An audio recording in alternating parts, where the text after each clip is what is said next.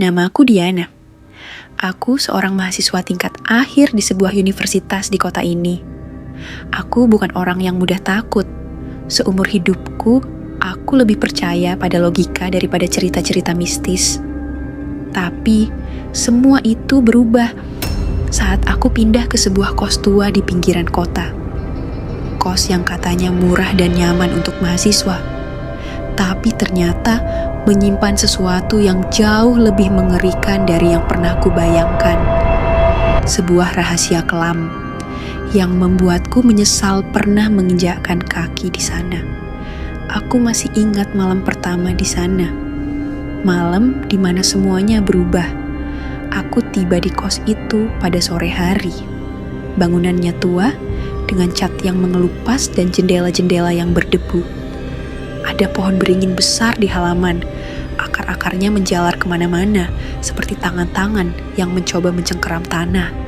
Di depan pintu berdiri seorang nenek tua. Dia tersenyum, tapi matanya kosong. "Nak, kamu akhirnya datang," katanya dengan suara serak. Aku mencoba tersenyum balik. "Iya, Nek. Saya Diana, penghuni baru."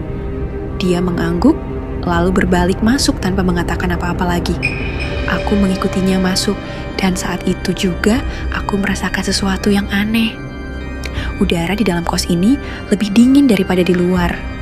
Dan rasanya ada sesuatu yang memperhatikan dari sudut-sudut gelap ruangan. Tapi aku mengabaikannya untuk sementara. Aku mendapat kamar di lantai atas, nomor 207. Saat berjalan melewati lorong, aku melihat ada satu kamar dengan pintu yang sedikit terbuka.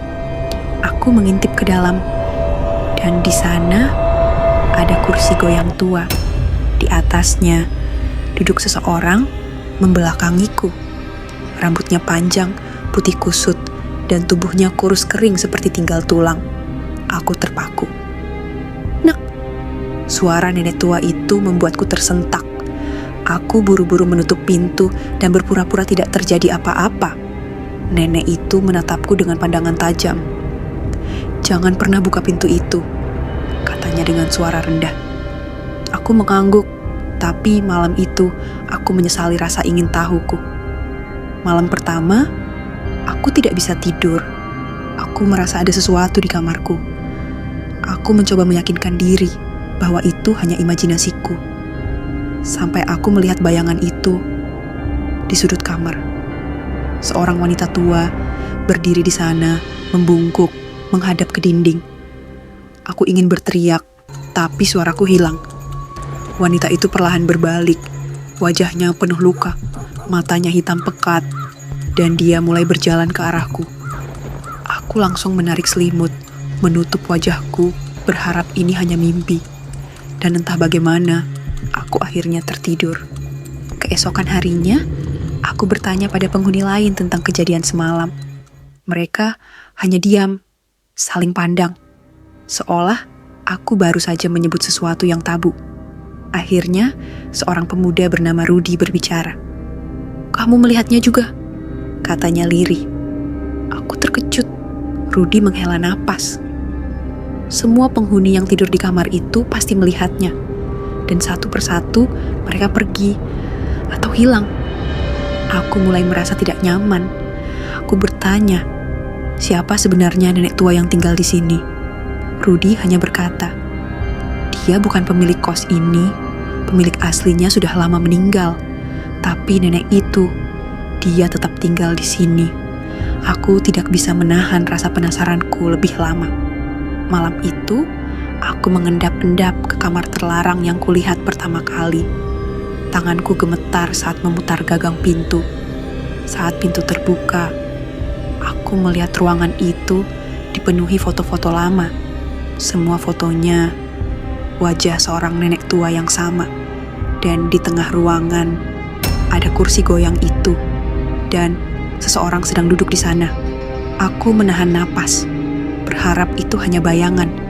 Tapi tiba-tiba kepala sosok itu berputar 180 derajat, menatapku dengan mata kosong. "Aku sudah lama menunggumu," katanya dengan suara serak. Aku berteriak, Lalu semuanya menjadi gelap.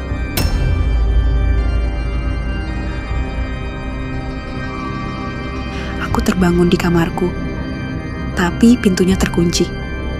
Aku mencoba membuka jendela, tapi di luar bukan lagi halaman kos, melainkan tanah kosong yang penuh dengan kuburan.